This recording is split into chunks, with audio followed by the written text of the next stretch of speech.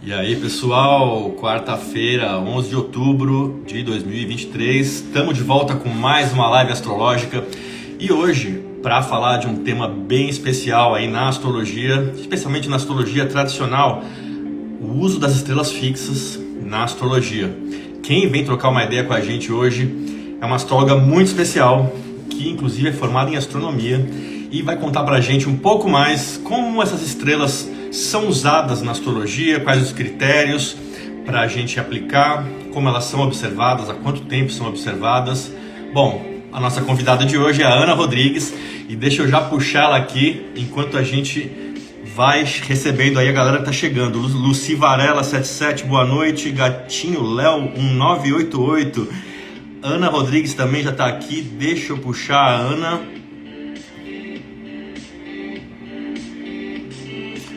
Já chamei a Ana. Lembrando que as lives estão rolando toda semana e para quem perdeu, tá tudo lá nos Reels e também no YouTube. Então, se você não conseguir assistir agora, dá para assistir depois no YouTube e no Instagram. Já mandei a solicitação aqui para Ana. Deixa eu ver por onde ela anda.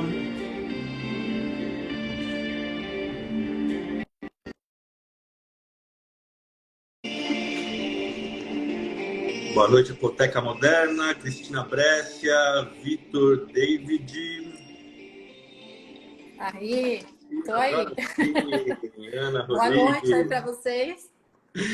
Boa noite, Ana. Tudo bem por aí? Tudo e você, como vai? Boa noite para todo mundo que está assistindo a gente aí. Vamos que vamos. Vamos que vamos. Boa noite. Obrigado aí por ter aceito esse convite, Ana. Um É a prazer estar primeira contigo. vez que eu faço live aqui no É Instagram. mesmo? Pô, que honra! Fico mais feliz ainda de estar começando aí então as lives aí contigo. Bom, Ana, eu estava introduzindo para o pessoal aqui o tema de hoje, né? Mas antes eu queria te apresentar para o pessoal, né? Para quem não sabe, a Ana Rodrigues é uma das maiores referências aí de astrologia tradicional. É uma das pessoas que eu sigo aí que tem um conteúdo mais sólido, mais consistente e ela vai dividir um pouquinho desse conteúdo com a gente hoje. Para quem não conhece, a Ana Rodrigues começou estudando astrologia moderna em 96 no GEA, que é o antigo grupo de estudos de astrologia que tinha aqui em São Paulo. Ela fez cursos e especializações em astrologia tradicional pela Kepler College, nos Estados Unidos, se formou em astrologia medieval pela New Library de Londres e astronomia e astrofísica pela Universidade Federal de Santa Catarina. Hoje, a Ana Rodrigues ela trabalha exclusivamente com as técnicas tradicionais tanto nas suas leituras quanto nos seus cursos. Então, bem-vinda, Ana Também. Rodrigues. Obrigada, muito obrigada pelo convite. Vamos que vamos. Aí vamos falar bastante sobre estrelas aí. Pois é, é um tema bem curioso, né? Porque as estrelas estão lá no céu, como a gente vê aí os planetas, mas elas têm uma movimentação e uma aplicação bem diferente da dos planetas, né, Ana? Sim, sim. A gente costuma dizer que estrela está presente no céu, nas culturas, desde que existe, de maneira geral, desde que existe um ser humano, ele já começou a observar as estrelas no céu. E a gente pode dizer, né, de uma maneira geral, do ponto de vista astrológico, que diferencia mesmo a estrela de um planeta é o movimento. Para nós, na astrologia, acho que isso é o fundamental, né, que as estrelas se movimentam muito pouco. Na verdade, assim, elas estão se movimentando no céu, só que como tudo no universo está em movimento, para nós aqui como observador na Terra, a gente não percebe esse movimento. Dá a E impressão que elas estão paradas, né? que elas estão paradas. Então, mesmo os povos bem antigos, quando pegavam lá um período de tempo para observar o céu, percebiam que os planetas se moviam, os cometas se moviam, mas certas estrelas ficavam paradas ali no céu. Então, aí começou esse estudo, né, baseado em estrelas fixas, né? E de uma forma bem voltada para calendário, mesmo para entendimento da natureza, né? Acho que esse é o ponto de partida, mas é básico, né? Toda a população do mundo, onde quer que estivesse, a gente pensando em o ser humano do passado, tinha uma observação do céu nesse, nesse intuito de calendário mesmo, né? Para entender o fluxo da natureza, ciclos naturais, né? E aí prever questões das suas, né, áreas específicas em relação, por exemplo, os povos da Mesopotâmia que já tinham uma questão de agricultura mais sofisticada, eles queriam entender momentos, né, para plantio. aqui para nós, nas populações indígenas também, né? Mas é bem legal como muda, né, a percepção das estrelas e os desenhos que se formam ali ligando os pontinhos das estrelas para formar as constelações mudam, né? Mas existe, é interessante como a ligação, que os povos aqui do Brasil também tinham essa mesma percepção de vamos olhar para o céu para entender como é o ciclo da natureza, qual é o melhor momento para pesca, qual é o melhor momento de cheias, né? Quais são os melhores momentos para engravidar também, que essa era uma preocupação dos povos aqui do Brasil, né? Que estavam aqui desde sempre, né? E é Então, muito interessante a gente pensar a observação do céu, né? Principalmente 2, 3 mil anos atrás, né? Porque a gente não tinha interferência de poluição visual também. Então, eu imagino que nossa, muito, a né? hora que cair Principalmente a para a gente noite, que mora aqui em São Paulo, né? Não dá para ver nada no céu. Um dia que o céu tá limpo é uma raridade, é né? verdade.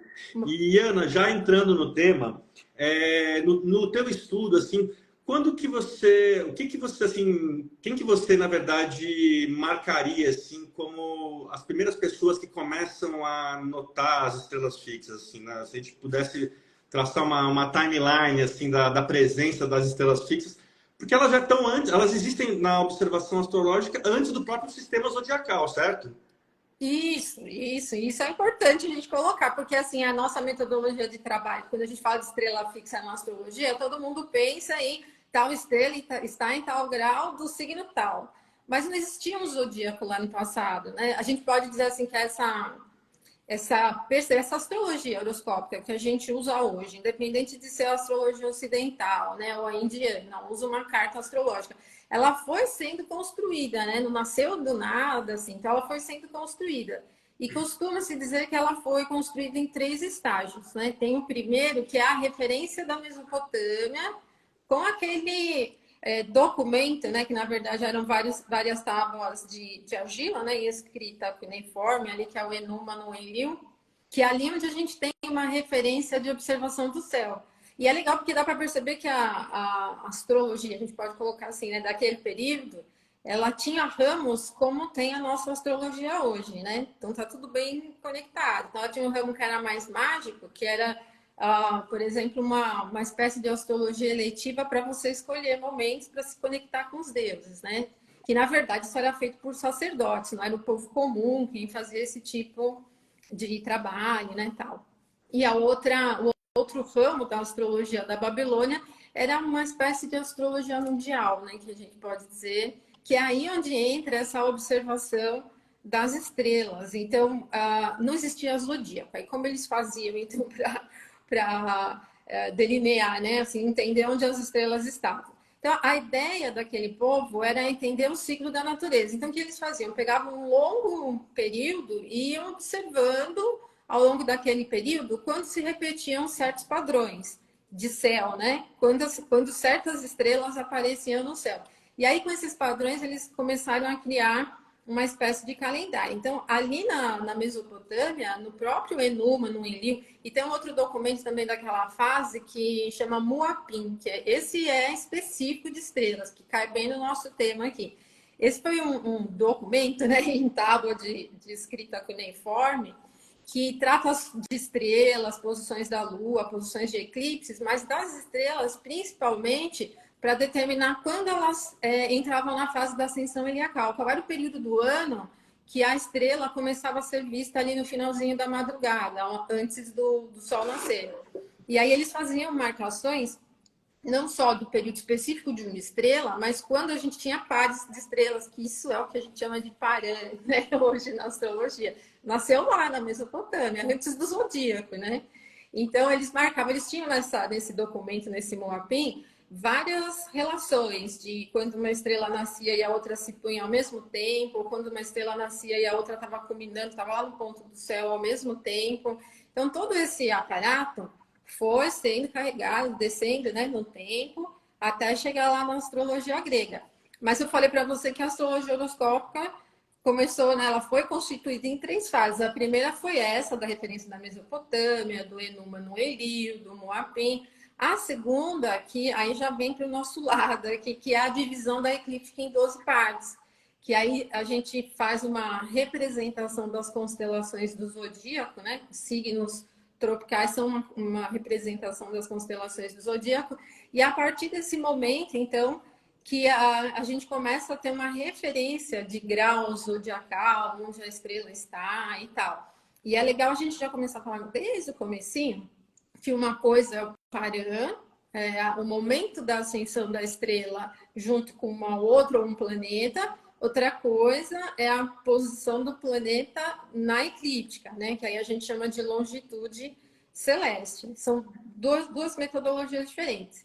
E a terceira etapa é essa que a gente tem agora, que aí é a criação do horóscopo, né? Do mapa astrológico, que é o que a gente tem até hoje. Então, até chegar nesse ponto, passou por todo esse conhecimento que vem da Mesopotâmia, né? Então, a gente pode dizer que ali a gente tem uma primeira referência de estrela fixa e que tem importância, né? Porque o que foi desenvolvido ali como estudo de Paran depois é levado para as culturas, né? Para as civilizações seguintes. E a gente tem esse reflexo até hoje, né? Mesmo que ele tenha sido distorcido um pouquinho, depois a gente pode falar um pouco disso, mas a ideia é básica, né? Esse termo Paran, que é uma abreviação de Paranatelo, Paranatelonta, né? Nasce ali, né? E, na verdade, o termo é grego, mas a ideia nasceu ali na Mesopotâmia, né? Então, ali é a nossa referência inicial. E a gente costuma dizer que a astrologia ocidental, ela tem pais, né? Que é a astrologia da Mesopotâmia e a astrologia do Egito. Mas essa astrologia da Mesopotâmia, ela teve influência na astrologia indiana também. Só que não foi todo o conteúdo levado para a Índia ao mesmo tempo, como foi no caso da astrologia ocidental, né? Ele foi levado primeiro uma parte, depois foi uma outra parte para complementar o conhecimento. E para o Egito também, né? Então foi um conhecimento que se espalhou. E no Egito, a única dúvida que eles têm é quem levou, né? Qual foi a cultura que fez essa translação do conhecimento da Mesopotâmia para o Egito? Porque tem uma linha que acha que são os fenícios, tem outra que acha que são os minoicos, mas chegou lá também. Então, assim, a gente pode dizer que nosso reflexo de astrologia ocidental é da Mesopotâmia total, né? E aí, nesse desenvolvimento, Ana, quando o Império Greco-Romano tal, eles começam a olhar para as estrelas, quem que a gente poderia olhar? O Hiparco, o Ptolomeu? Porque eles já pegam o caminho já andado dessas tabuinhas de argila, né? Isso mesmo. Então, mas é legal que a gente vê como a ideia inicial ela vem sendo trazida, ela vai descendo, né, no tempo. Então, esse conhecimento da Mesopotâmia foi passando para a Grécia e foi passando do Aristarco para o Hiparco, para o Ptolomeu. Agora, assim, uma referência que a gente tem de catalogação de estrela mesmo, mais formatada, com magnitude, que a gente vai até falar depois o que é, vem do Hiparco. O Hiparco foi um primeiro que levou 20 anos para fazer um catálogo de estrelas. Catalogou ali acho que quase 1.000 estrelas, 800 e poucos, se não me engano. 50, eu acho, né? Eu dei uma pesquisadinha então, também. Por aí, ele catalogou bastante estrela. E aí, nessa catalogação que ele fez, depois né, como ele veio antes do Ptolomeu, foi sendo levado, aí o Ptolomeu incrementou um pouquinho. Pega essa base, faz um incremento, e daí do Ptolomeu vai seguindo adiante, né? Então, vai descendo o tempo até chegar na gente aqui, né? E do Ptolomeu, a gente pode considerar o Almagesto como a obra dele de estrelas ou a parte do Tetrabiblos? O Tetrabiblos ele também não faz uma introdução, né? Isso. Assim, o Tetrabiblos, ele fala pouco sobre estrelas, ele fala das naturezas planetárias. Mas, assim, o Ptolomeu, ele era cientista, né? Eu vejo o Ptolomeu mais como um cientista do que como um astrólogo, né? E ele era matemático, então ele vem dessa corrente do Hiparco, o Almagesto, por exemplo, ele defende a teoria do geocentrismo, né? Que na astronomia todo mundo conhece como a teoria ptolomaica, onde ele explica os movimentos retrógrados, né? Na teoria das esferas e tal. E ele tem esse respaldo forte do Almagesto para estrelas fixas também. Mas ali ele faz cálculos bem precisos de ascensão, de magnitude. É ele quem faz essa atribuição da magnitude das estrelas de 1 a 6, né? A astronomia depois bagunçou, então hoje a gente fica meio confuso. Porque o Ptolomeu ele falava a estrela de primeira grandeza, segunda grandeza, terceira grandeza, então ele fazia uma escala de 1 a 6, sendo que a de 1 era mais forte, a de 6 mais fraca. A ideia permanece na astronomia, só que na astronomia ele já não é só um, eles vão para um campo negativo. Então eles tiraram grandeza por magnitude. Então fica difícil você falar primeira grandeza, né? Ninguém mais se refere como uma estrela de primeira grandeza, vai se referir ao dado numérico mesmo da magnitude. Então a gente tem magnitude negativa de estrelas hoje em dia, isso deixa a gente meio confuso, porque eu falo para os estudantes, ó, você tem que pegar estrelas que tem uma magnitude menor que 2. Então, a impressão que é uma que tem menos brilho, mas não é, a que tem mais brilho. Deixa as É uma pessoas confusas, classificação, né? é uma classificação confusa mesmo, né? Ficou Para quem não bem é. contrária, né? Porque a ideia do Ptolomeu era falar primeira grandeza, segunda grandeza, terceira grandeza. Agora a gente não pode mais fazer essa referência de ordem com número negativo. Não fica estranho, não tem como fazer isso, né? E Pois aí, é. e aí, quando você fala assim, olha, coloca só na sua configuração de software as estrelas que têm brilho menor que 2. Aí a pessoa fica meio confusa. E agora, será que eu coloco as que têm menos brilho ou as que têm mais brilho, né? Isso é uma dúvida normal dos estudantes de astrologia. Já que Mas você falou de software, Ana, desculpa te interromper rapidinho. Hoje teve uma pergunta no meu Instagram, perguntaram qual que é o melhor software para ver os parãs das estrelas fixas. Já entrando no. já entrando, né? Então é legal eu explicar o que é o Paran, né? Porque para quem Sim. não sabe o que é, né? Porque não é um termo muito utilizado. O Paran, então, né? Esse termo é uma abreviação de uma palavra que é Paranatelo e ela completa é Paranatelonta. E significa exatamente a ascensão paralela, nascer junto, coascensão, alguma coisa assim, quando a gente traduz para o português. Se referia exatamente àquela ideia que eu falei para você lá do comecinho lá da Mesopotâmia. Tinha que uma estrela estar nascendo no horizonte numa determinada latitude, não é nascer no horizonte no grau do ascendente na carta. Você vai precisar, nesses cálculos, conhecer a ascensão reta da estrela, a declinação, né? Aqui são os dados mais astronômicos. Então, tinha que uma estrela estar nascendo no horizonte ao mesmo tempo que uma outra estrela, um planeta, estivesse nascendo junto ou estivesse culminando. Essa é a ideia básica do Paran. Então, lá na Mesopotâmia, eles faziam isso, esse tipo de observação em par, né? Sabia, isso tem um fundamento, né? Esse tipo de visão. Porque quando o céu está com baixa visibilidade, pela posição de uma estrela, ele já sabia que tinha outra num determinado ponto, né? Num determinado meridiano do céu, né? E aí ele fazia uma correlação do momento ali para prever chuva, né? Já, Trovões, já conseguia parametrizar o que estava o que estava acontecendo no céu a partir de um acontecendo. ponto só. Então, e essa ideia de utilização de Paran, ela era para a astrologia mundial, sempre foi, mesmo no começo dos trabalhos gregos, sempre foi para a astrologia mundial. Qual que é o interesse? O interesse é você saber quando uma determinada estrela está subindo, medindo uma forma de calendário para você conseguir perceber quando é época de cheia, quando é época em que pode ter ventanias, quando é época que você pode ter tempestades, por exemplo. Depois, essa ideia acabou migrando para a astrologia natal, mas não é o básico mesmo do estudo. O estudo é para a astrologia mundial. E aí você tinha me perguntado do Ptolomeu, né? Então, o Ptolomeu, ele tem um trabalho que ele fala dos parâmetros, que é um trabalho para astrologia mundial, que é um trabalho que a gente pode traduzir como as fases das estrelas fixas brilhantes, né? Que ele faz, não tem em português, obviamente, né? Tem uma tradução em inglês, acho que foi o Robert Schmidt que fez essa tradução. E ele trata desse termo. Agora, assim, eu não sei responder qual é o melhor software, porque eu não usei todos, né? Eu uso o Janus, e o Janus ele calcula certinho, porque eu de vez em quando faço uma comparação com softwares de astronomia. O Stellarium é um que dá para você fazer. Só que o Stellarium não é um software de astrologia, ele é um software de astronomia. Então, ele vai te pedir alguns dados ali um pouco mais técnicos. Se você tiver uma habilidade com a nomenclatura ali, você pode usar direto o Stellarium, né? Se não, o Janus ele calcula bem.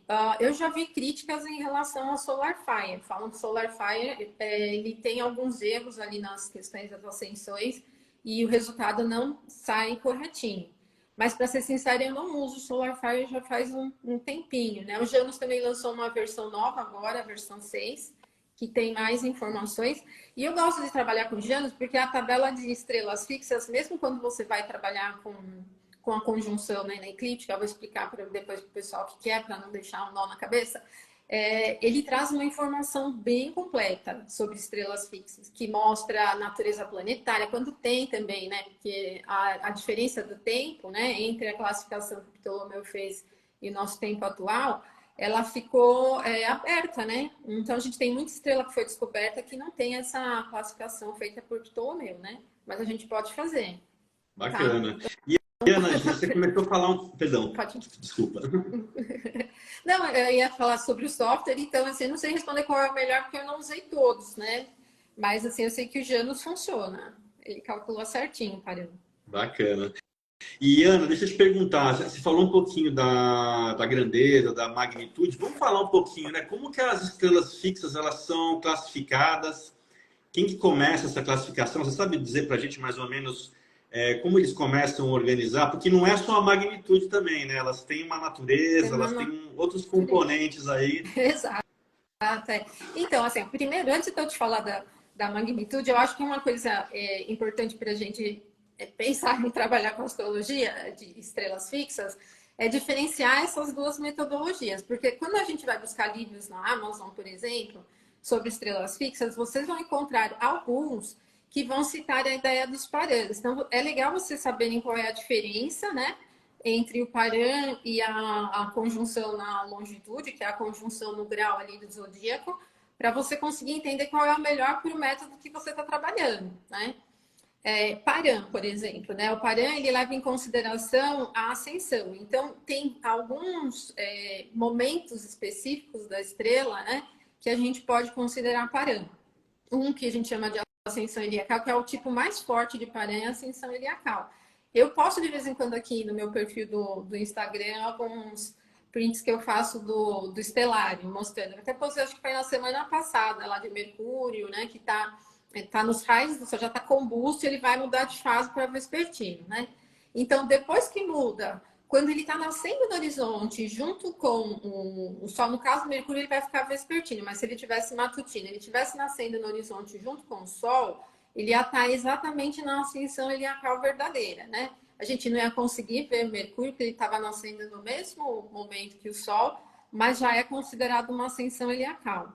Aí, depois de uns dias, ele vai começar a se distanciar do Sol. Aí ele começa a ser visto. Aí a gente chama de ascensão heliacal aparente, né? Tem o oposto também. Quando o Sol se põe de um lado, está se pondo no horizonte, uma estrela está se elevando, ou um planeta está se elevando. Então, aqui a gente tem uma ascensão vespertina da estrela, que ela ocorre com o Sol se pondo no oeste e a estrela levantando no leste. E aí também tem, né, essa ascensão vespertina verdadeira e a aparente, que é quando a gente começa a ver. Então, essas formas de Paran, elas não são tão comuns nos trabalhos astrológicos, né? Eram usadas na metodologia mundial, mas tem se tornado um pouco mais popular por causa do trabalho do Vivian Robson, da Bernadette Brand. Então, assim, algumas citações sobre isso aparecem, né? E aí, quem fez, então, né, a classificação da magnitude primeiro foi o Hiparco. O Hiparco passou lá 20 anos catalogando estrelas e ele fez essa classificação de magnitude. Mas ele não fez uma atribuição planetária. Quem fez essa atribuição de natureza planetária foi o Ptolomeu, que veio alguns séculos depois. E que é uma referência para o trabalho da astrologia e facilita a vida do astrólogo um monte, porque aí você não precisa ficar decorando a mitologia de cada estrela, nem decorar cada estrela, né? Porque ele catalogou, Ptolomeu, 48 constelações e ele agrupou mais de 1000 nessas 48 constelações. Então também não é para decorar o significado da estrela, gente. Tá? Ninguém tem cabeça para isso, né? Decorar tudo isso de estrela. Quando você está trabalhando com estrela, você vai recorrer à classificação do Ptolomeu, vai ver ali qual é a natureza planetária. O dilema da natureza planetária é porque vem do Ptolomeu de um jeito, mas quando ela vai chegando aqui no nosso momento contemporâneo, Vivian Robson, por exemplo, ele muda. Então tem muita diferença de natureza planetária do Vivian Robson para o Ptolomeu. E assim, eu não sei qual é a abordagem exatamente que o Vivian Robson fez, eu não sei se foi só pela mitologia, e aí ele associou mais ou menos a natureza do planeta, né? Ou se ele teve algum critério astronômico, porque pela observação que dá para entender do Ptolomeu, ele leva em consideração a cor da estrela quando ele faz a associação planetária, porque ele fazia isso também para os cometas, né? Fazia uma escala de cor de cometa associado aos planetas. Então, quando a gente compara, né, a natureza planetária das estrelas, ele sempre associa a dois planetas, né? Ele está se referindo bem à cor. Quando ele fala, por exemplo, da Betelgeuse, que é vermelha, uma super gigante vermelha, ser associada a Marte, porque ela é vermelha. Você olha no céu e vê Betelgeuse vermelha, né, por exemplo. E essa seria, assim, eu acho que a ideal para se trabalhar com essa abordagem das naturezas planetárias, porque também o Janus, na tabela de estrelas dele, ele mostra ali algumas colunas que parecem falar, nossa, mas o que é isso? Coisa do outro mundo. Por que eu preciso saber qual é a temperatura da estrela, qual é o tipo de estrela? Que a astronomia tem um ramo que eles fazem a classificação do espectro, né? Da estrela pela cor. E esses espectros são 7 espectros, para você ter. Tem como se ele colocasse a luz, né, da estrela num prisma. Daí ela abre, né, nas cores, e através dessas cores ele vai conseguir identificar qual é a temperatura da estrela, a fase da vida da estrela, enfim, vários assuntos relacionados à estrela. E essas classes de estrela, elas calham bem com o que o Ptolomeu fazia, né, na atribuição planetária. Elas são classes que são relacionadas ao que a estrela, a componente da estrela. Então, a quantidade de hélio, a quantidade de nitrogênio, né? As que têm uma representação mais branca, por exemplo, são associadas à Lua. Então, são 7 classes, né? 7 tipos de estrela, vão aparecer lá como A, B, F, G, K, que faz bastante sentido quando você compara com o trabalho do Ptolomeu. Dá para entender, eu acho que o Ptolomeu olhou para o céu, viu a cor da estrela e com isso ele associou a característica do planeta. Eu vejo assim como uma que faz sentido, né? Bastante sentido. E aí eu acho que o dilema de quando a gente pega literatura para trabalhar é isso, que você vai cair em divergências, como muita coisa da astrologia tradicional, né? Você vai, no momento outro, você vai acabar fazendo uma escolha, né? Vou por um caminho ou vou por outro, né? Porque não dá para você chegar a um consenso. É, Às vezes, dentro do mesmo período, você encontra diferença, né? De opiniões, significados e tal. E você as estava estrelas é só mais um tema desses, né? comentando, Ana, do Vivian Robson, né? Que já tem algumas coisas que divergem um pouco do Ptolomeu, né? E o Vivian Robson, ele era do século XIX, XX ali, né? Pegou aquela virada. E no livro dele, inclusive, esse das estrelas fixas e constelações, ele faz umas citações de natureza já a planetas que seriam de natureza de Urano ou Netuno, né? Porque acho que era o que estava vigente ali já nesse novo cenário Da astrológico, né? astrologia. Então, eu imagino que ele tenha feito essa classificação bastante baseado na mitologia. Eu acho que ele pegou meio que a essência do mito e aí associou uma característica primordial dos planetas, que é bem provável que ele tenha feito dessa maneira, né? A do Ptolomeu, o Ptolomeu ele não cita muito mitologia quando ele fala sobre estrelas, porque o trabalho dele das fases das estrelas fixas brilhantes é bastante voltado para a questão das ascensões. Ele não se demora tanto sobre significados mitológicos. Ele vai muito para o significado, para a fase da estrela e o que ela pode representar em termos de contexto climático, atmosférico, né? De maneira geral, geológico, enfim. Ele vai mais para esse sentido. E no Tetrabículos é bem simples, né? Você vê que ele tem que, eu acho que é um pedacinho assim que ele vai falando das naturezas das estrelas, né? Ele fala, as estrelas dessa constelação são da natureza de tal e tal. Basicamente isso, né? Ele não entra em muitos detalhes mitológicos. Mas, assim, quando a gente pega os astrólogos do período helenístico, eles não falam, porque o Valens ele não cita muito outras estrelas de outras constelações, mas quando ele está falando de zodíaco, ele fala das estrelas, que é bem nítido que eles estão falando de zodíaco sideral, né? Porque ele abre a constelação em 3 partes, nos 3 decanos também, isso é bem legal. dá para ver assim pelo texto. Então ele fala, as estrelas do início de Touro, por exemplo, são ineficazes. Ele fala assim. Aí eles têm esse tipo de abordagem ali nesse período do Ptolomeu, do Valens. Eles não entram muito em detalhes mitológicos, né? Das estrelas, por exemplo. Que é uma abordagem mais contemporânea, essa, né? Da associação mitológica. Mas, assim, apesar das estrelas serem agrupadas em constelações relacionadas a assuntos mitológicos. Mas elas eram mais, assim, como uma referência para navegação também, né? Bem importante. Tem algumas constelações que são chamadas, inclusive, de constelações de navegação, que elas eram referência para navegação. E para o desenho, para a gente ter uma ideia do próprio asterismo, né? O desenho que forma quando você liga um pontinho de uma estrela com outro pontinho que forma aquele desenho, né? Assim, da estrela cão, né? A constelação de Sírius tem um cãozinho, né? Assim, desenhado. Esse asterismo também, ele faz parte do significado da estrela, né? E, A gente pode dizer de como ela é classificada, né? e Então tem... eu ia falar que é muito curioso também, porque a gente tem aí entre esse período aí do Ptolomeu, né, e dando esse pulo já para Vivian Robson, a gente tem no meio desse caminho o livro das imagens das estrelas do Al-Suf também, né, Do Al-Suf. Quando você pega também um período medieval, tanto né, persa, ali, islâmico, como o europeu, as estrelas são já estudadas com fundamento mágico, né? Elas têm importância, tinha as 15 estrelas de Berrene lá, né? Então, que eram as berrenianas que são utilizadas na astrologia mágica, as mansões lunares, que tem as estrelas fixas como plano de fundo, né? Sempre tem uma estrela que é importante. E assim, nunca deixou de ser trabalhado. Eu acho que a ideia assim, deixou as estrelas fixas de lado foi quando terminou o período tradicional. E agora que vem voltando, né? Depois das traduções e tudo, né? Do Hindsight e tal, que vem voltando essa aplicação das estrelas fixas, né?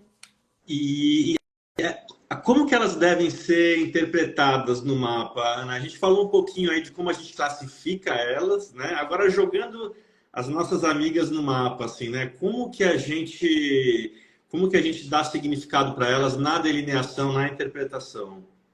Assim, ainda falando um pouquinho da classificação, né? A gente pegou magnitude, natureza planetária, o fator mitológico e o asterismo. Eu acho que são quatro, né? 4 pontos que são importantes para a gente levar em consideração. Quando você vai trabalhar com uma estrela fixa em carta, se for carta natal, é legal você saber escolher se você vai trabalhar com parâmetros. Qual que é a diferença primordial de trabalhar com parâmetro ou trabalhar com longitude, né? Que eu acho que as pessoas podem perguntar, mas como que eu escolho se um é melhor que o outro, né? Qual que é o melhor aqui?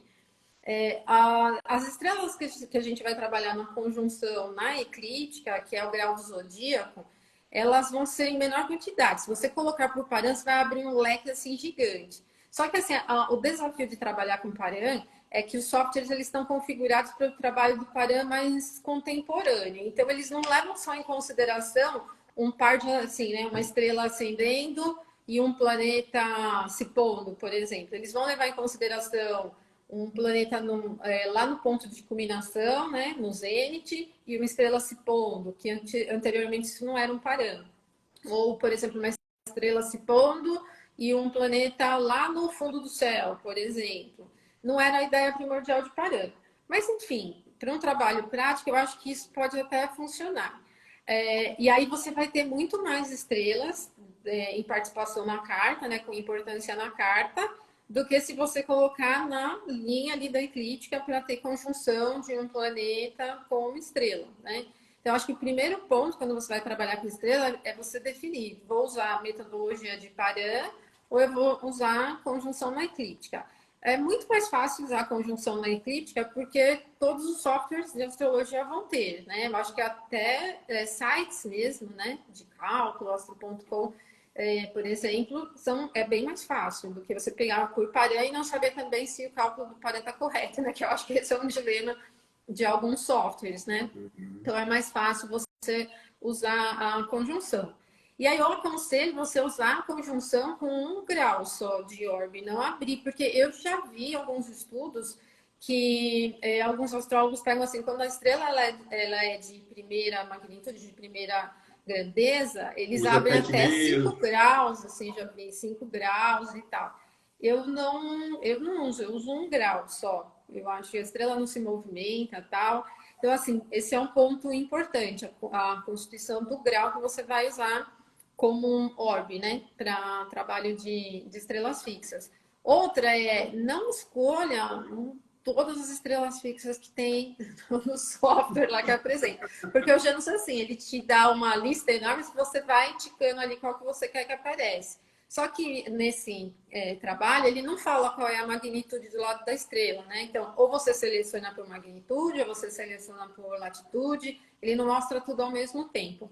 E assim, estrela que não tem muito brilho, não tem muita importância na carta. Então, a gente precisa ter essa referência que estrelas importantes são as que têm muito brilho, porque um fundamento básico da astrologia, básico, mas básico de todos, é luminosidade e visibilidade. Então, quanto mais você pode ver uma estrela brilhando no céu, mas ela vai ter um reflexo importante na carta. Outro ponto que eu acho esse crucial, quando a gente abre um software, né, e nós astrólogos contemporâneos, né, somos viciados no software de astrologia, a gente esquece de olhar para o céu, o que quer que seja que você colocar lá de conjunção vai aparecer. Só que tem estrelas que não são vistas em determinadas latitudes. Por exemplo, tem algumas estrelas do hemisfério norte que não são vistas aqui. Então, eu penso que uma pessoa que tem uma carta natal aqui no Brasil, por exemplo, não faz sentido colocar uma conjunção com a estrela polar, que não é vista aqui. Ou Cassiopeia, né?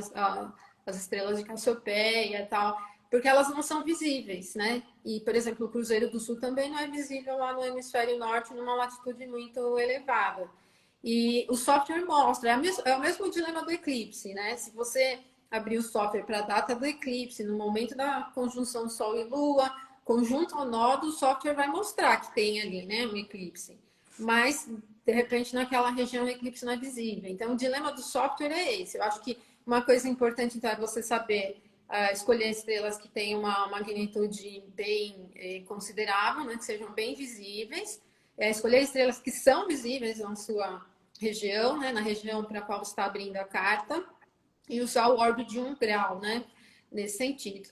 Agora, a gente pode pensar assim também, o que a estrela representa dentro do contexto astrológico? Já que a gente tem planetas regendo casas, planetas como significadores de determinados temas, né? O que a estrela vai representar? Então, elas têm significados específicos, que às vezes podem representar características do nativo, às vezes físicas, se for em conjunção ao ascendente, parando ali com o regente do ascendente, talentos, dificuldades e momentos específicos da vida também, sim, né? Agora, a gente diz assim, que uma estrela, por melhor que ela seja, a Spica, a Regulus, que são assim, as melhores, as tops, né? Todo mundo quer ter uma Regulus em conjunção com algum planeta. Se ela está em conjunção com o planeta e o planeta está assim, de mal a pior, uma estrela, por mais poderosa que seja, ela não tem um talento para virar o jogo. Então, ela pode significar algum momento muito específico de um certo benefício, assim, né, nesse caso, mas ela não vai representar uma grande dinâmica para a carta inteira naquele tema, porque a gente diz que tem uma hierarquia, né, de funcionamento na carta, e os planetas têm muito mais importância na carta do que uma estrela fixa. E ao contrário também, né? Se você tem um planeta que está super bem e de repente ele está em conjunção com Antares, né? Com Algol, todo mundo morre de medo do Algol, né? Então depois eu vou falar de um caso do Algol, que é bem interessante.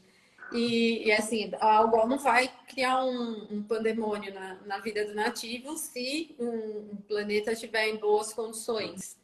Então, acho que são Ou coisas se o que a planeta gente... também não tiver conjunto, porque assim, todo mundo deve ter Algol e todas as estrelas espalhadas, mas o lance é o que você explicou, é a conjunção, É a né, de 1 grau, conjunção. e é a órbita da estrela que determina esse aspecto, né, na verdade. Isso que determina o aspecto. Então, assim, todo mundo vai ter estrelas. Se você pegar uma carta 360 graus, você vai ter todas as estrelas na carta, mas não faz sentido você analisar o significado de uma estrela numa casa, num signo, que não tem nenhum planeta ali em conjunto com ela, né? A ideia é, tocou algum ponto sensível da carta, tem significado. Uhum. Você sente que a estrela nos ângulos, ela também ela incorpora essa visibilidade da angularidade? Incorpora, principalmente se estiver no ângulo do ascendente, né? Quem tem uma estrela conjunta ao ascendente ou ao regente do ascendente vai ter um significado, né? Principalmente o ângulo, né? Vai ter um significado daquela estrela muito forte. E aí, puxando para o Paran de novo, se você tiver uma estrela, porque assim, lá no passado também uma coisa que eu acho que é importante colocar, que o Paran ele era considerado para o momento exato do nascimento. Então tinha que ser na hora exata do momento perfeito, lá a hora, minuto, segundo do nascimento. Tem uma estrela se elevando no horizonte naquele momento, então ela tem um reflexo importante nas condições da vida do nativo, vamos colocar aqui, né, como astrologia natal. O que é diferente do conceito moderno, porque no moderno eles pegam um período do dia inteiro que o nativo nasceu, e aí durante aquele dia você faz um reflexo né, uma análise dos parâmetros que acontecem naquele período. Mas é bem importante, com ângulo, com toda certeza, vai parecer bastante forte. E você lembra de algum mapa assim de cabeça? Você falou, né, de que tinha uma história interessante, assim, era do Algol, né? Vou fazer suspense. Eu vou falar primeiro da Katy Perry. Da Katy Perry eu acho que é mais legal. Eu coloquei no livro lá das estrelas fixas, né, do caderninho de estudos. A Katy Perry, né, ela começou a cantar com 16 anos, se não me engano, bem adolescente. E ela compõe as próprias músicas, né, também. Ela passou por muitos percalços, né, assim, pelo que eu conheço da história dela, ela estava já com a gravadora pronta para começar a gravar e foi cancelada, acho que mais de uma vez, se não me engano. Ela teve trabalhos cancelados assim, já pronto para começar. E ela tem, na metodologia de Paran, uma coisa importante, a Katy Perry ela tem ascendente escorpião e tem vários planetas em escorpião na primeira casa. E ela tem Marte em Capricórnio, né? E ela tem, tanto no Paran como conjunção na eclíptica, Marte ativa, né? Por exemplo, né, no caso do Paran, ela tem um Paran de Marte com Castor, com a estrela Castor. Marte está se pondo no horizonte e a Castor está se elevando lá no horizonte no momento do poente de Marte, né? E Castor tem uma relação com a fama repentina, não é de uma hora para outra. Ela tentou bastante, mas uma hora deu certo.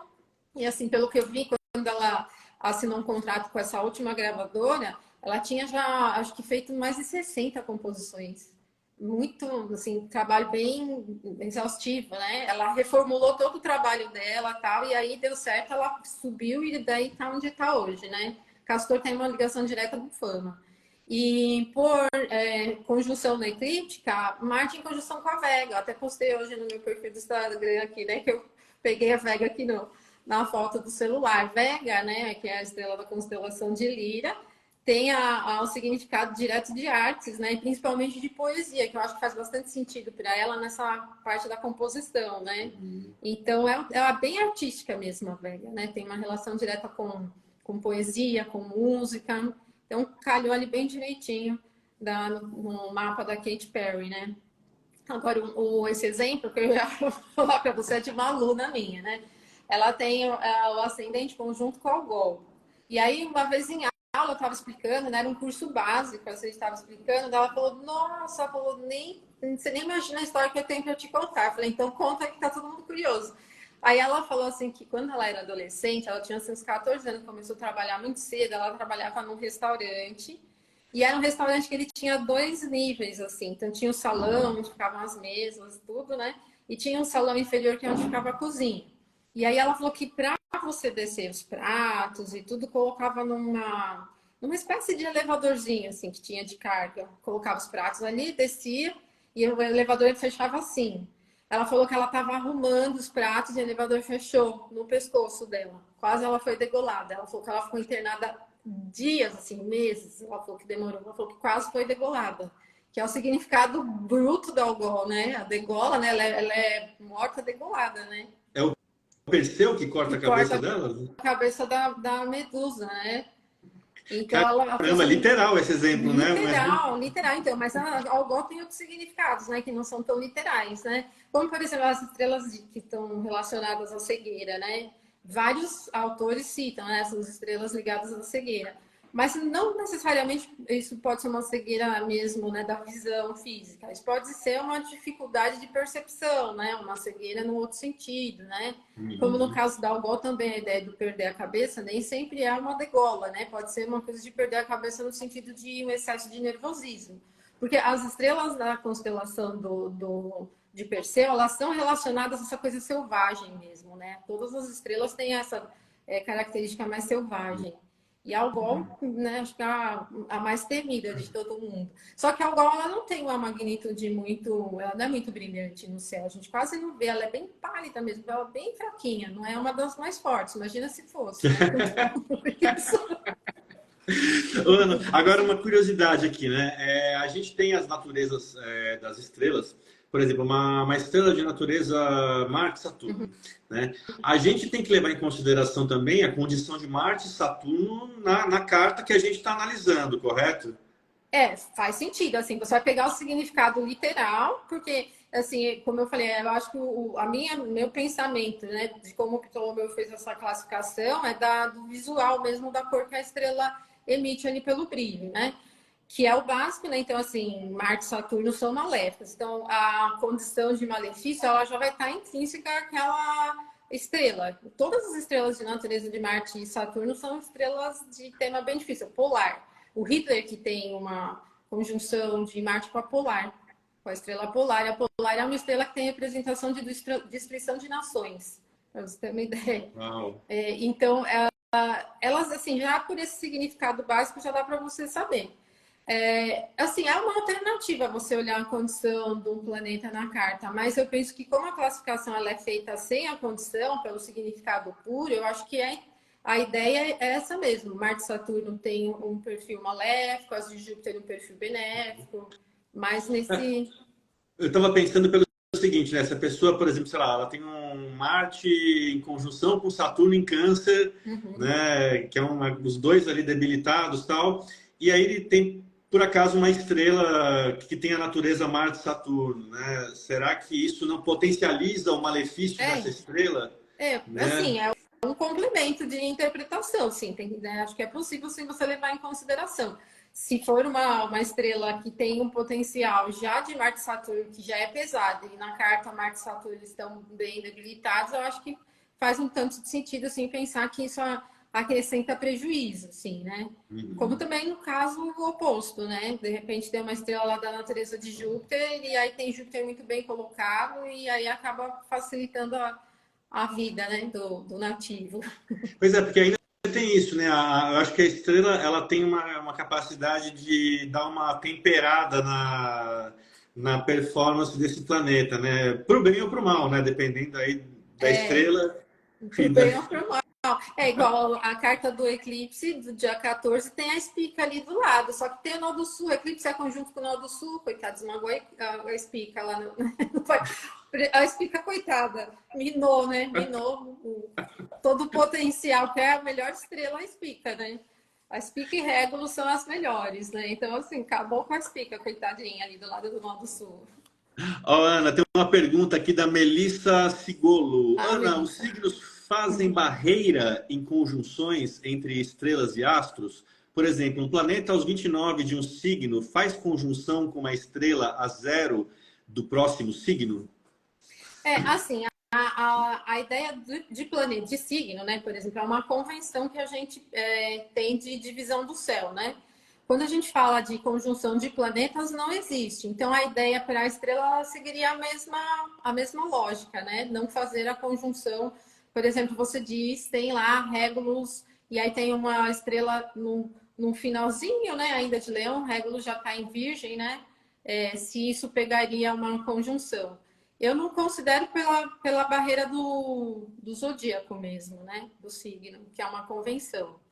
Mas, gente, olha, eu tava vendo esses dias lá, eu peguei o Doroteus de Sidon para ler. Tava no começo do Doroteus de Sidon.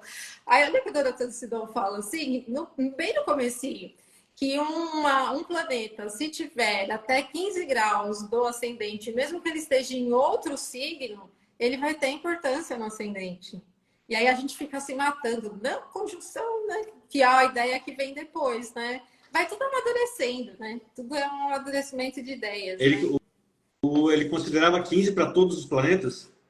Para todos os planetas, Uau. mas na linha do ascendente. Ele fala que se tiver um planeta até 15 graus do grau do ascendente, mesmo que ele esteja em um outro signo, ele vai ter impacto no próprio ascendente.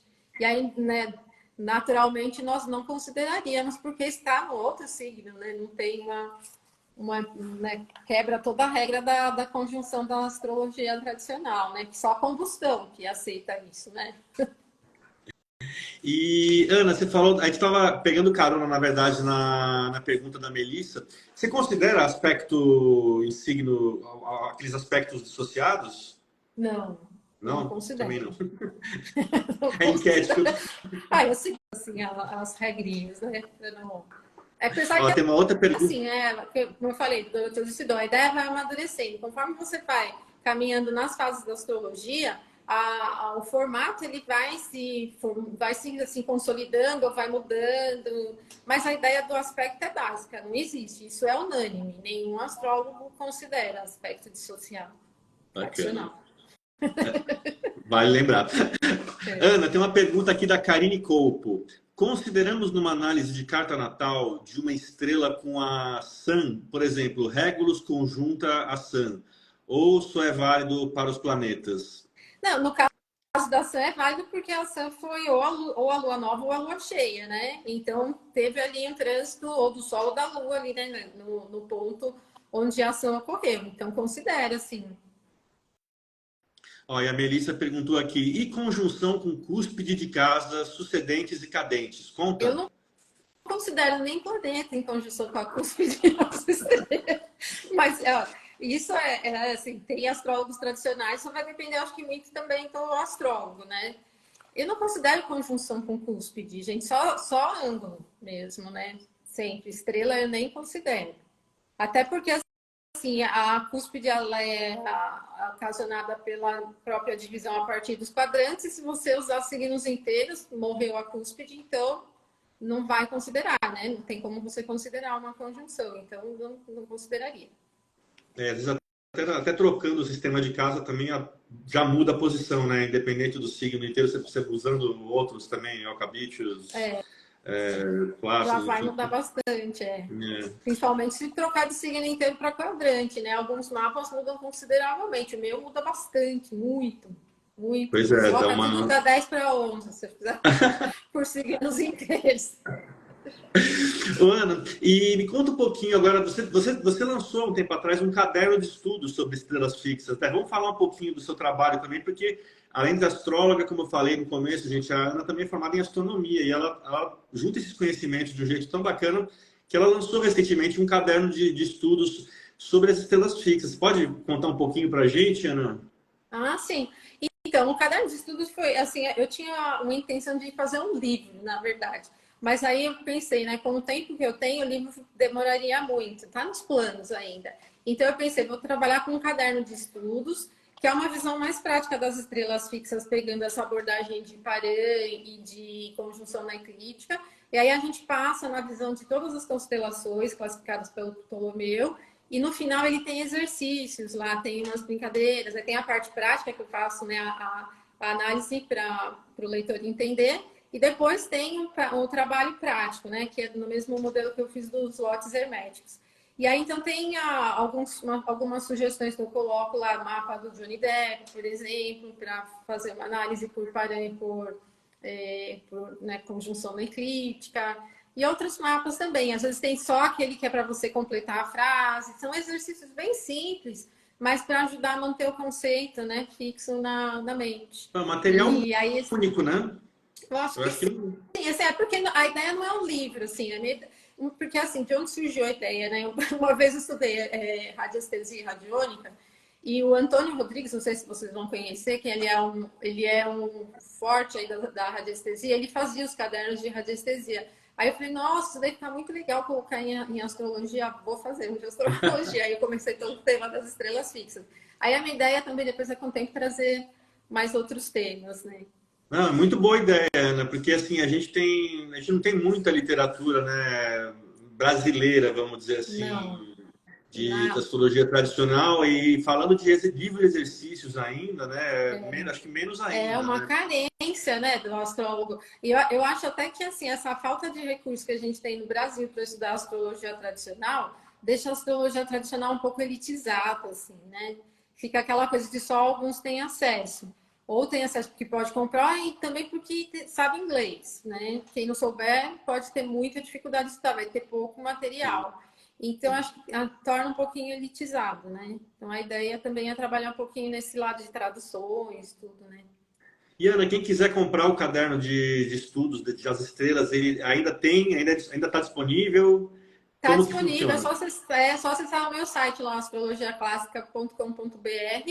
Aí você pode adquirir. Ali é onde eu concentro tudo que eu faço na astrologia clássica. Tem a plataforma, né, que é o EAD do curso, que aí, como é uma plataforma EAD, não dava para deixar dentro do site, né? Aí fui para um outro endereço que é o aprenderastrologia.com.br.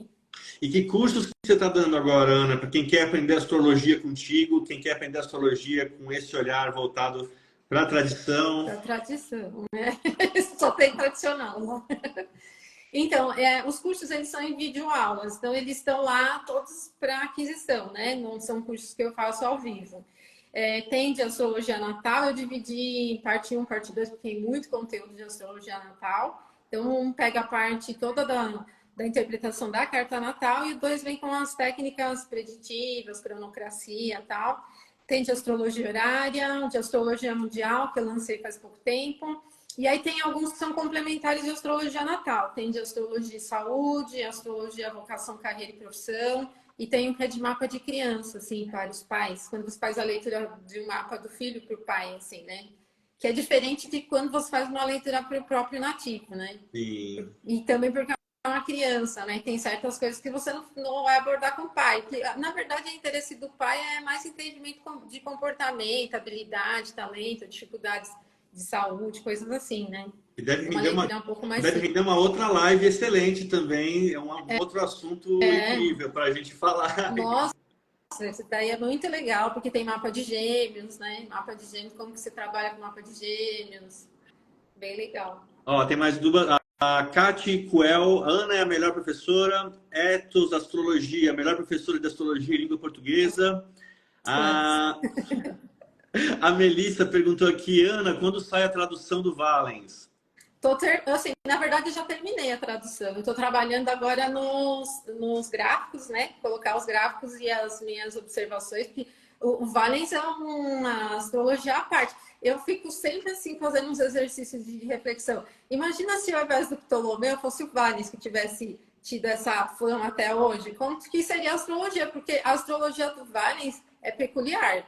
É peculiar. Ele tem tanta metodologia diferente que só ele aborda, assim. E o trabalho dele é prática, né? Ele tinha uma escola, né, de astrologia, né? Ele cita exemplos, né?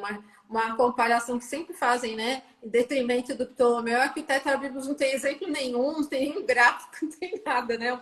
Ele descarrega tudo, mas é uma contribuição, eu acho, do Ptolomeu, assim, fundamental também, né? Na E, parte e essa astronômica. história que a Melissa comentou, você pode dar um spoiler para a gente, Ana? Vem uma tradução do Valens, então aí, o que você anda aprontando aí? Então, eu tô fazendo, eu comecei a fazer, eu nem sabia que o Chris Burnham ia lançar dele, né? Quando eu comecei a fazer.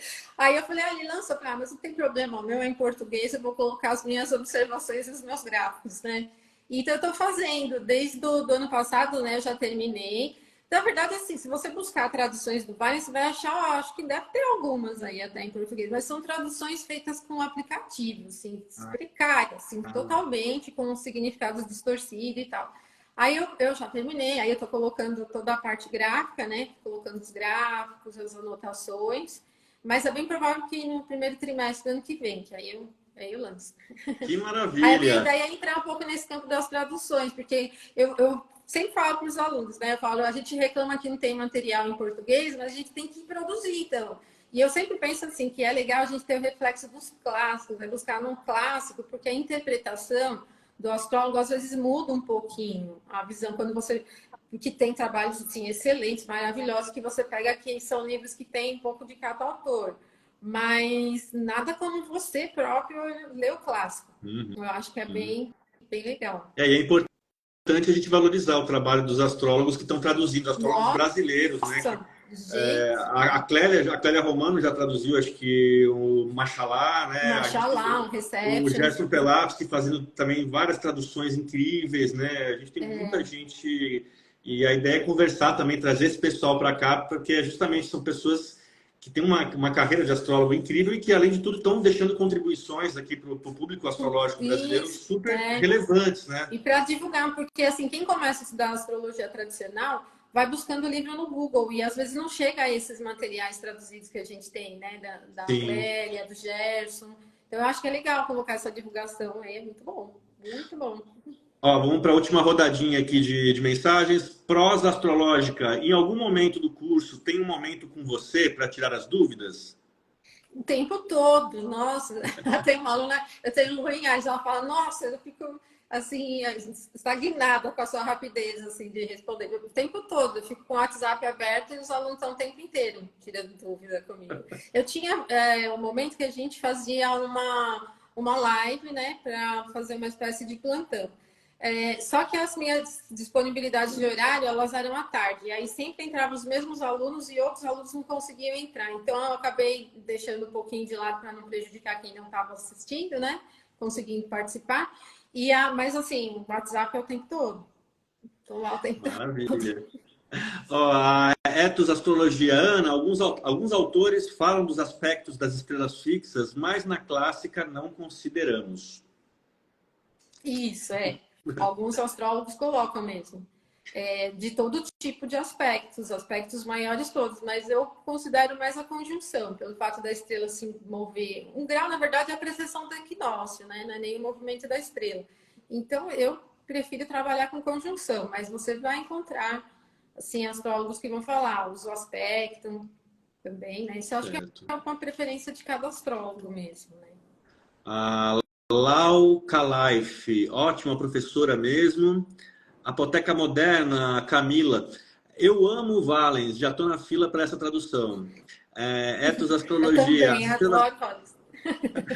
Ó, já É vai ter um muito press. legal, né? Tem umas partes que o Vale fica meio bravo, assim, no nível, eu me divirto vendo aquilo, né? Aquariano, né? Ele fica, assim, bravo com os outros astrólogos, assim, então ele é bem crítico mesmo, é bem legal ver ele falando.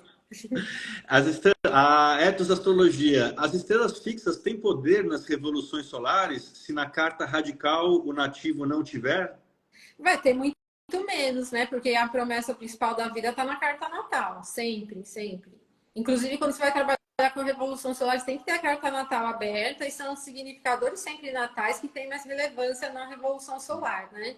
Nunca interpreta uma Revolução Solar sozinha, né? Assim, sem a carta natal. Então, se tiver uma estrela ali, ela pode ter uma importância para o momento, né? E se, dependendo da promessa que tem na carta, mesmo que na carta não tenha uma estrela, às vezes ela acaba sendo um gatilho de um certo disparo ali, né? De um certo evento, de uma certa situação. Bacana. Ana, tem alguma consideração final que você quer fazer aí sobre o nosso papo? Estamos chegando já no finalzinho, mas queria saber o que você, como que você amarraria, assim, o que você deixaria de últimas Mensagem. palavras? Assim, estrelas fixas, gente, ponto principal. Não são mais importantes que planetas. Preciso sempre trabalhar com estrelas fixas com essas referências técnicas, não direto só para o significado mitológico, tem uma importância, sim, o significado mitológico, mas não só. Olha a natureza planetária, olha a magnitude, também esses pontos são importantes. Se tem uma relação com o ângulo, principalmente, né? Pensa que o trabalho com as estrelas fixas, primordialmente, ele era para a astrologia mundial, não tanto só para Natal, né? Eu acho que é importante pegar um pouquinho desse, né, puxar essa coisa para um lado mais técnico. Eu gosto mais da parte mais prática da astrologia, não deixando de lado o fator mitológico, porque ele compõe o significado das estrelas, mas é preciso olhar a natureza planetária, a magnitude, porque eu vejo muitas vezes as pessoas desesperadas com certas estrelas que quase não têm brilho, ou nem são visíveis. Assim, tem algumas estrelas, as estrelas da Cassiopeia, da Ursa Maior, até da Coma Berenice, elas não são visíveis aqui no hemisfério sul. Então, isso assim, não faz muito sentido, né? Observar as aspectos, ou mesmo parâmetro. Parâmetro vai ter, porque como ela não é visível na latitude que você calcula, ela não vai aparecer. Mas conjunção, assim, eu não vejo como muito importante nesse tipo de estrela. Bacana. O que mais? Bom, deixa eu dar um alô aqui para o Astrosfera Astrologia, para o Veronese e para a Zoe. O Veronese esteve com a gente semana passada falando sobre astrologia horária, aí também um papo incrível. Para quem perdeu, tá lá nos Reels. Foi bem E legal. o papo de hoje também vai para os Reels, Uhum. depois vai para o YouTube também. Então, quem perdeu agora pode conferir nos Reels aí, ou no meu Reels, ou no Reels da Ana, e também no YouTube. Então, Ana, queria te agradecer aí por esse papo incrível. Foi uma hora que passou assim, voando. Acho que a gente... né? Nossa, passou rapidinho. E eu falei, nossa, tem tanta coisa para falar, mas uma hora voa, né? Mas já quero deixar o convite para um próximo papo aí, Ana. A gente tem, nossa, você tem muito conteúdo incrível, assim. Queria te agradecer, inclusive, por essa produção de conteúdo que você faz, porque eu acho ela muito produtiva para astrologia. Eu sempre indico, quando alguém me pergunta assim, pô, me indica aí uns astrólogos tradicional, tal. Você é uma das que eu sempre indico, assim, porque eu acho que é uma abordagem muito sóbria e muito equilibrada, muito educada. Então, eu gosto muito de verdade mesmo. E, enfim, queria agradecer mais uma vez, dizer que estou aí sempre de portas abertas. Quando quiser falar, estamos aí, Ana. O espaço aqui é sempre dedicado à astrologia, astrologia tradicional especificamente. Eu trabalho de astrólogos como você aí, que vão construindo alicerces sólidos aí para a nossa astrologia. Legal, eu que agradeço, né? Te falei que é a primeira live que eu estou participando aqui no Instagram, ela foi muito, muito legal. E vou participar também com a Alexandra, né? Também conhece a Alexandra. Então, a Alexandra é demais. Aliás, a Alexandra Rua, um beijo aí, astróloga de Portugal, queridíssima. Então, vou participar mais em novembro, aí eu passo aí para vocês também acompanharem. Mas foi muito legal. Nossa, passou voando, voando. Te agradeço aí pela oportunidade, foi bem bacana mesmo. Poxa, brigadão, Fico também Ana. disponível, aí quando você quiser de novo a gente conversar, a gente conversa. Com certeza vamos. O teu conteúdo é muito incrível. Eu acho que o pessoal aqui que participou, aqui, que passou por aqui, com certeza entrou em contato com um conhecimento muito legal sobre estrelas fixas. É, de fato, um tema que a gente precisava, né, levantar esses detalhes, esses critérios para a gente... Coisa, viu? Tem bastante coisa ainda, viu? Que vale a pena. Até, né? Joe Carvalho, já quero a Ana em podcast. Jonathan. É isso então, gente. Ana, uma boa noite para você. Obrigadão aí pela conversa excelente. Obrigada, a todos. Boa noite para vocês também. Tá? Se tiverem dúvida, quiserem alguma sugestão, pode me mandar mensagem também lá aqui mesmo no Instagram que eu respondo para vocês, tá bom? Beijão para todos. Então, boa noite a todos, todas e todas. Até semana que vem, gente. Beijo, Ana. Tchau, Beijão, tchau. tchau.